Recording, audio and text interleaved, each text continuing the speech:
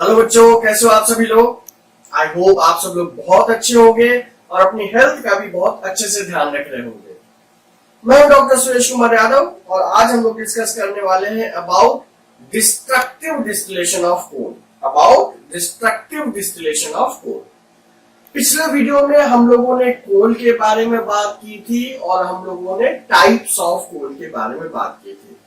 आपको फॉसिल याद होगा, आपको फॉसिल फ्यूल याद होगा, आपको कार्बोनाइजेशन याद होगा या कोलिफिकेशन याद होगा, है ना। और टाइप्स ऑफ अगर कोल की बात करते हैं तो प्राइमरली उसको 4 टाइप्स में हम लोग डिवाइड कर सकते हैं, जो कि डिवीजन का basis either percentage of carbon है या कैलोरीफिक वैल्यू है। ठीक है, ये हम लोगों ने पिछली बार पढ़ा था, उसको बस सम अप किया गया ताकि वो आप वापस से रिकॉल कर लें, एक बार याद कर लें। ठीक है, तो पीट में क्या था, सबसे कम उसमें कार्बन कंटेंट था, सबसे कम कार्बन कंटेंट था और उसमें क्या होता है, जो एनर्जी है या जो कैलोरीफिक वैल्यू है वो बहुत ही कम है। बहुत ही कम का मतलब इन सब में से सबसे कम है, 10 to 15 किलो जूल पर ग्राम ही ये जो है प्रोड्यूस करता है। ठीक है, और इसका जो कलर होगा दैट इज लाइट ब्राउन। तो अगर हम लेयर वाइज देखें तो जो पीच है वो सबसे ऊपर की तरफ होगा, उस पर कम प्रेशर पड़ा है, मतलब एकदम रिसेंटली जो फॉर्म्ड है कोल वो किस टाइप का होगा, पीच टाइप का होगा।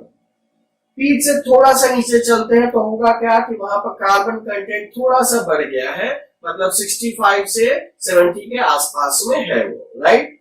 जो कैलोरीफिक वैल्यू है वो भी स्लाइटली लार्जर है as compared to what, as compared to peat. अगर वहां पर 10 to 15 है तो यहाँ पर 15 to 20 है।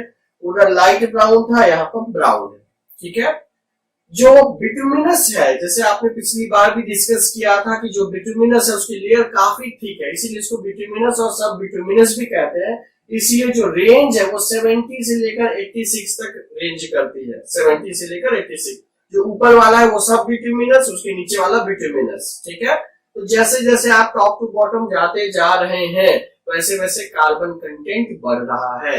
और ये हाउस होल्ड फ्यूल भी है क्योंकि इसकी जो कैलोरीफिक वैल्यू है वो सबसे ज्यादा है और यहाँ पर ये इसका जो कलर होगा वो ब्लैक होगा। तो ये कॉमनली अवेलेबल है मार्केट में जो हम लोग यूज करते हैं। और अगर आप देखते हैं तो एंथ्राजोसाइट है, उस केस में क्या होता है, जो कार्बन कंटेंट है वो सबसे ज्यादा है। कहने का मतलब ये सबसे पुराना कोल है, मतलब जो लेयर में सबसे नीचे है यही, इसी वजह से कार्बन कंटेंट इसमें सबसे ज्यादा है। कार्बन कंटेंट होने के बावजूद इसकी कैलोरीफिक वैल्यू कम क्यों है, क्योंकि उसको बर्न करना एक कठिन काम है, एक बहुत मुश्किल काम है। और इसका भी जो कलर होगा वो ब्लैक होगा, प्लस इसकी जो कॉम्पैक्टनेस है वो सबसे ज्यादा होगी। तो ये सारी चीजें हम लोगों ने पिछले वीडियो में डिटेल में पढ़ा था। ठीक है, इस वीडियो में हमारा जो टॉपिक है, द टॉपिक जो हम लोगों को पढ़ना है that is destructive distillation of coal. Destructive distillation, है ना। तो यहां पर तो कठिन सवाल आ गया भाई, डिस्ट्रक्टिव डिस्टिलेशन तो दो अलग अलग वर्ड है, एक डिस्टिलेशन है और फिर एक डिस्ट्रक्टिव डिस्टिलेशन है। तो पहले हमें डिस्टिलेशन समझना पड़ेगा, उसके बाद ही हम डिस्ट्रक्टिव डिस्टिलेशन की बात कर पाएंगे, राइट। तो आप लोगों ने ये पढ़ा होगा, it is basically a separation technique. जैसे आप लोगों ने इवेपोरेशन पढ़ा है, इवेपोरेशन में से अगर मान लीजिए कोई सोल्यूशन है, ठीक है, उसमें से हमें सॉल्ट आइसोलेट करना है, तो आप क्या करोगे, पानी को छोड़ दो, सोल्यूशन को छोड़ दीजिए, इवेपोरेट हो जाएगा, सॉल्ट बन जाएगा। सिंपल है, ये आप लोगों ने पढ़ा हुआ है। लेकिन अगर दूसरी कंडीशन की बात करते हैं जिसमें हमें सॉल्ट भी चाहिए, हमें वाटर भी चाहिए, तो आप क्या तब प्रेफर करोगे, तब आप प्रेफर करोगे डिस्टिलेशन। उसमें होता क्या है, उसमें आप मिक्सचर को हीट करते हो। ठीक है, जब आप मिक्सचर को हीट करोगे, मैं इधर ही डायग्राम बनाता हूं।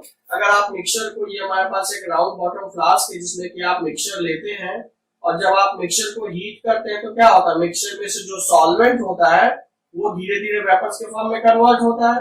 फिर आप यहाँ करते हैं, उन वेपर्स को कलेक्ट कर लेते हैं थ्रू अ पाइप और फिर आप एक्यूमुलेट करते हैं। मैं थोड़ा सही बनाऊं तो आप कहेंगे कि ये कैसा बना दिया मैंने, है ना। तो यहाँ पर क्या है, ये कॉर्क फिटेड है, ये वेपर्स में कन्वर्ट हो रहा है, और जब ये वेपर्स कन्वर्ट हो जाएगा तो उस केस में कॉल फिटेड है। तो यहाँ पर कंडेंसर लगा होता है, लिबिक्स कंडेंसर आप लगा सकते हैं। इसका कि पर्पस क्या होता है कि यहाँ से कोल्ड वाटर जा रहा है, कोल्ड वाटर जाएगा और बाहर से क्या निकलता है, यहाँ से ऊपर से हॉट वाटर निकलता है, राइट।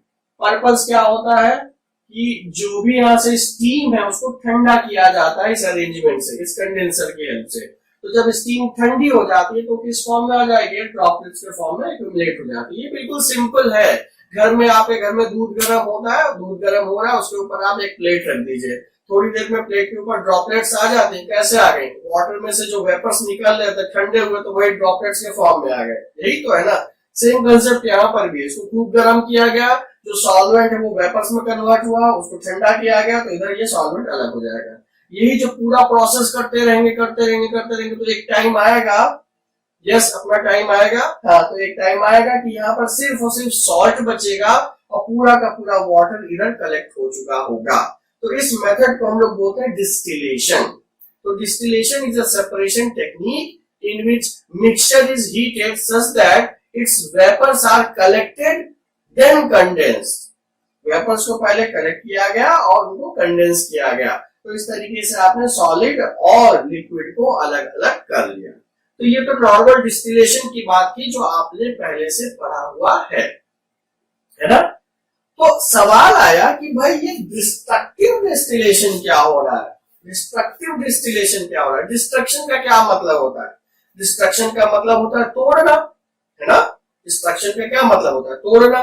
तो जरा डिस्टिलेशन में देखिए, मान लीजिए हम NaCl की बात कर रहे थे, इसको हमने वाटर में मिक्स किया था, तो हम इसको क्या इतना हीट करना है कि वाटर में से हाइड्रोजन अलग हो जा रहा है, ऑक्सीजन अलग हो जा रहा है, या इतना हीट करना है कि Na अलग हो रहा है, Cl अलग हो जा रहा है, ऐसा तो नहीं कर रहे हैं, है ना। कहने का मतलब ये है कि यहाँ पर जो कंपाउंड्स हैं वो ब्रेक नहीं होंगे, वो अपनी ओरिजिनल फॉर्म में रिटेन रहेंगे। लेकिन डिस्ट्रक्टिव का मतलब यहाँ है कि आपको यहाँ पर इतना ज्यादा हीट करना है कि वो अपने सब्स्टिट्यूएंट्स में या कंपाउंड्स में ब्रेक कर जाए। क्या ये पॉइंट समझ में आया? ये समझना बहुत जरूरी है।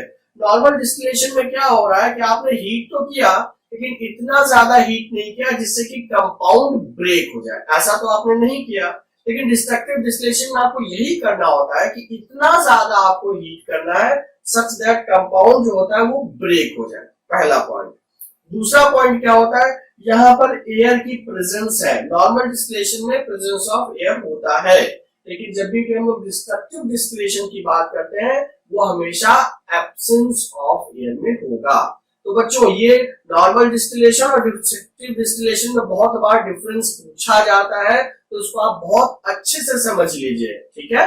क्या पहली चीज की जो टेम्परेचर है, जो हीट है, वो डिस्ट्रक्टिव डिस्टिलेशन में बहुत ज्यादा यूज की जाती है, और इतनी ज्यादा हीट की वजह से ही जो कंपोनेंट्स हैं या जो सब्सटेंसेस हैं वो अपने कंपोनेंट्स में ब्रेक कर जाते हैं।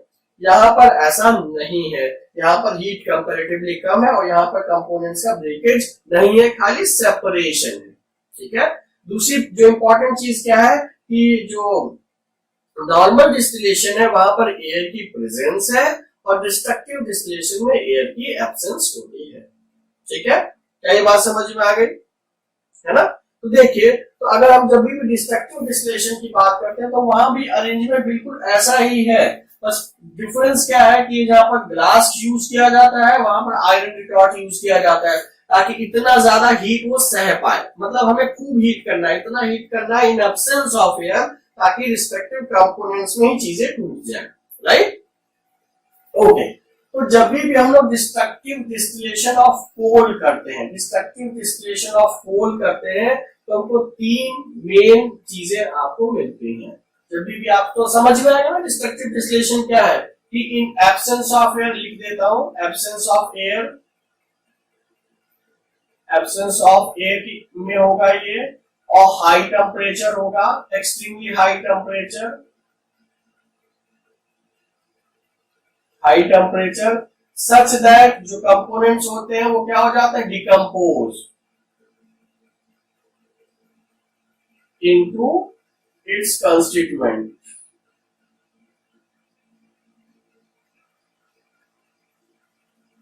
ठीक है, इनटू इट्स कंस्टिट्यूएंट। सो जो जिस भी सब्सटेंस को अगर आप डिस्ट्रक्टिव डिस्टिलेशन कर रहे हो तो अपने कंस्टिट्यूएंट्स में क्या होगा, वो टूट जाएगा, वो ब्रेक कर जाएगा। ठीक है, तो अगर हम डिस्ट्रक्टिव डिस्टिलेशन ऑफ कोल की बात कर रहे हैं तो यहाँ पर क्या होगा, यहाँ पर 3 मेन सब्सटेंसेस बनते हैं। तो जो पहला सब्सटेंस है which is formed as a result of destructive distillation of coal, that is coke. Coke, ठीक है। सेकेंड जो है that is coal tar, coal tar. And third that is coal gas, gas. तो जब भी आप डिस्ट्रक्टिव डिस्टिलेशन ऑफ कोल करते हैं आपको ये 3 सब्सटेंस मिलते हैं, कोक, कोल टार और कोल गैस। ठीक है, तो बारी बारी से हम लोग इन सब्सटेंसेस की बात करते हैं। तो सबसे पहले बात करते हैं कोक की। आखिर ये कोक क्या है, सुना है? कोको कोला वाला कोक नहीं, ठीक, ये दूसरा कोक है। ठीक है, प्योरेस्ट फॉर्म ऑफ कार्बन कह सकते हैं आप इसको, extremely pure form of carbon. ठीक है, ये आप कह सकते हैं। ठीक, या आप लोगों ने देखा होगा सूट, सुना है सूट? सूट मतलब जो चिराग आप जलाते हैं, कालिक्स जो ऊपर इकट्ठा हो जाती है, वो भी प्योरेस्ट फॉर्म ऑफ कार्बन है, तो वो भी कोक है। तो मतलब जो लैब में आप यूज करते हैं, खास करके रिसर्च के लिए यूज करते हैं, तो वहां पर क्या ऐड किया जाता है, कोक ऐड किया जाता है, प्योरेस्ट फॉर्म ऑफ कार्बन। आप लोगों ने ये भी सुना होगा जो स्टेनलेस स्टील है उसमें आयरन और कार्बन मिला होता है। कार्बन का मतलब कोयला नहीं मिला होता कि कोयला लाया पीस के डाल दिया, नहीं, उसमें ये कोक मिला हुआ होता है। तो जो भी इंडस्ट्री में आपका यूटिलाइजेशन है रिसर्च एंड डेवलपमेंट के लिए, जहां पर आपको प्योरेस्ट फॉर्म ऑफ कार्बन की रिक्वायरमेंट है, वहां पर आप क्या यूज करते हैं, कोक यूज करते हैं।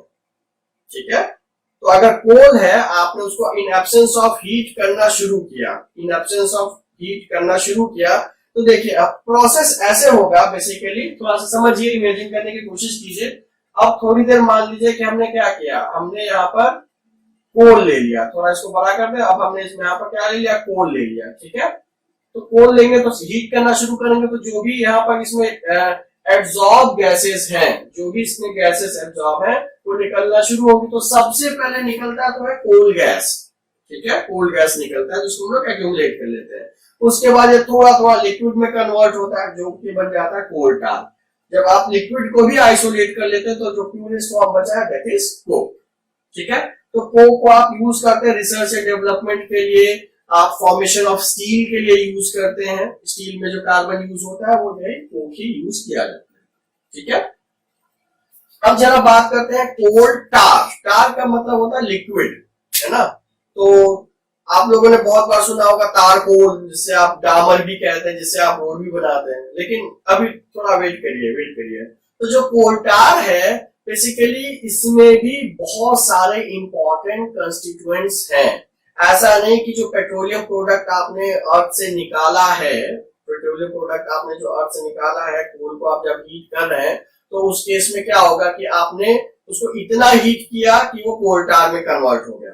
अब कोल टार में भी बहुत सारे इंपॉर्टेंट कंस्टिट्यूएंट्स हैं। कहा यह ज्यादा जाता है कि लगभग 200 या उससे भी ज्यादा इंपॉर्टेंट कंस्टिट्यूएंट्स प्रेजेंट होते हैं कोल टार में, जिसको आप आइसोलेट करके डाइज बना सकते हो, ड्रग्स बना सकते हो, पेंट्स बना सकते हो। ठीक है, तो बहुत सारे इसमें फार्मास्यूटिकल इंग्रेडिएंट्स भी हैं, उनको भी यूज कर सकते हो। इवन जो नेफ्थलीन बॉल वगैरह है वो भी इसके कुछ कंपोनेंट से निकालकर बनाया जाता है। कहने का मतलब कोल टार में अभी भी बहुत सारे इंपॉर्टेंट कंस्टिट्यूएंट्स प्रेजेंट हैं, है ना? तो उन सारे कंस्टिट्यूएंट्स को निकालने के बाद जो बचता है उसको हम लोग कोल टार बोलते हैं। कोल टार उसको बोलेंगे नहीं, जो निकल गया, जो सब कुछ निकल गया, तो फाइनली जो बचता है उसको बिटुमिन बोलते हैं। जिससे कि आप रोड, जो आपने देखा होगा ना, जब भी रोड बनती है तो डामर चिपकाया जाता है, डामर की हेल्प से होता है, तो जिसको लोग लोकल लैंग्वेज में डामर बोलते हैं, लेकिन वो कोल टार है। ठीक है, और बिटुमिन है। ठीक, क्या ये पॉइंट समझ में आ गया? वो बिटुमिन है या कोल टार है? कोल टार नहीं, सॉरी, बिटुमिन ही है, वो बिटुमिन है। ठीक है, तो उसमें बिटुमिन में सारे एसेंशियल या इंपॉर्टेंट कंपोनेंट्स को निकाल लिया गया। निकाल लेने के बाद जो भी सब्सटेंस बच रहा है उसको भी देखिए हम लोग यूज कर ले रहे हैं। सरफेसिंग ऑफ रोड्स में हम लोग उसको यूज कर ले रहे हैं, ठीक है, जो कि वाटर प्रूफ होता है और काफी दिनों तक अगर सही से बनाई जाए तो सड़क वो चल जाती है ना। इसके बाद हम बात करते हैं कोल गैस की बात करते हैं। तो अगर कोल गैस देखें तो coal gas is combination of carbon monoxide, hydrogen और मीथेन, है ना। तो प्राइमरली कार्बन मोनोऑक्साइड और हाइड्रोजन का कंपोनेंट है ये, ठीक है। मीथेन भी, कार्बन मोनोऑक्साइड और मीथेन, कहीं कहीं पर आपको हाइड्रोजन भी दिखा मिलेगा। तो एक मिक्सचर है ये, और इस मिक्सचर का काम क्या है कि आज भी इंडस्ट्रीज में इसको यूज किया जाता है और एनर्जी, मतलब जहां पर भी हीटिंग करने की जरूरत है तो हम वहां पर कोल गैस यूज कर लेते हैं, ठीक है।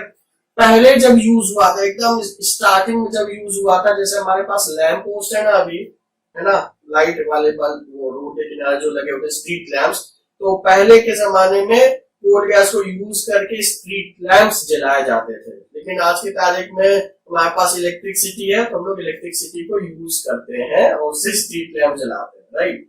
लेकिन अभी भी इंडस्ट्री में जहां पर बहुत ज्यादा हीटिंग की जरूरत है वहां पर आप कोल गैस को यूज करते हैं फॉर हीटिंग पर्पसेस, ठीक है। तो डिस्ट्रक्टिव डिस्टिलेशन में देखिए बहुत इंपॉर्टेंट इसमें क्वेश्चन बनते हैं। पहला तो होता है कि what is the difference between distillation and destructive distillation, ये पहला सवाल ही है, तो ये आपको समझ में आ गया होगा। डिस्टिलेशन एक सेपरेशन टेक्निक है, टेम्परेचर कम रहेगा, इन प्रेजेंस ऑफ एयर होगा, एट द एंड क्या हो जाता है, सॉलिड अलग लिक्विड अलग, है ना। डिस्ट्रक्टिव डिस्टिलेशन क्या है, इसमें होता क्या है, हाई टेम्परेचर पर होता है, इन एब्सेंस ऑफ एयर होता है, सच दैट जो इनिशियल कंपोनेंट था वो डिग्रेड हो जाता है, टूट जाता है, ठीक है। As a result of destructive distillation of coal आपको कोक मिल रहा है, कोल टार मिल रहा है और कोल गैस मिल रही है। कोक क्या है, it is the purest form of carbon, ठीक है, जिसमें कि आप रिसर्च एंड डेवलपमेंट में इसको यूज करते हैं, स्टील के फॉर्मेशन में आप यूज करते हैं, ठीक है, प्योरेस्ट फॉर्म ऑफ कार्बन है, ठीक है। कोल टार की बात करें तो जो टार का मतलब हाईली विस्कस, बहुत गाढ़ा जो लिक्विड होता है उसी को टार बोलते हैं, राइट। तो बहुत जो थिक विस्कस लिक्विड बनता है उसको कोल टार बोलते हैं। और कोल टार में बहुत सारे इंपॉर्टेंट कंस्टिट्यूएंट्स हैं, लगभग कहा यही जाता है ना कि इसमें एटलीस्ट 200 से ज्यादा लिक्विड देते हैं, इसमें 200 से ज्यादा इंपॉर्टेंट कंस्टिट्यूएंट्स प्रेजेंट होते हैं, ठीक है, जिसमें से आप ड्राइज बना सकते हो, ड्रग्स बना सकते हो, ठीक है, टीएनटी, मतलब और भी बहुत सारी चीजें बना सकते हो। तो वो सारी चीजें निकालने के बाद जो बचता है उसको हम लोग विटामिन डी बोल देते हैं, जिसको कि फाइनली आप इसमें यूज करते हो, लेबलिंग ऑफ रोड्स में यूज करते हो। तो ये बहुत बार सवाल विटामिन वाला पूछा गया है कि what substance is used in the surfacing of road, तो वहां पर आप विटामिन लिख सकते हैं, ठीक है, विटामिन या कोल टार। तो विटामिन ज्यादा सही आंसर है, विटामिन अगर है तो विटामिन आप डेफिनेटली प्रेफर करिए। उसके बाद बात की जाती है कोल गैस की। तो कोल गैस क्या है, it is a gaseous product, ठीक है, जो कि एक मिक्सचर है primarily of carbon monoxide and methane, carbon monoxide और मीथेन।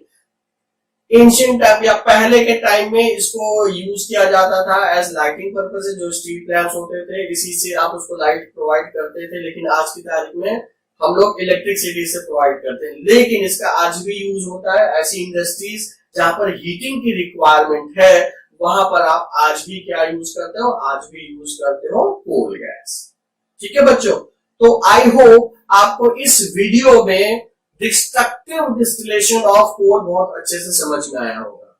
इतना तो हम लोग ने टाइप्स ऑफ कोल तो पिछले ही वीडियो में पढ़ लिया था। इस वीडियो में डिस्टिलेशन, डिस्ट्रक्टिव डिस्टिलेशन आपको अच्छे से समझ में आया होगा। एक टर्म और भी है फ्रैक्शनल डिस्टिलेशन, है ना, एक टर्म और भी है फ्रैक्शनल डिस्टिलेशन, उसको भी हम लोग पढ़ेंगे, कभी मौका लगेगा तो डेफिनेटली उसको पढ़ेंगे, लेकिन नाम एटलीस्ट पता होना चाहिए।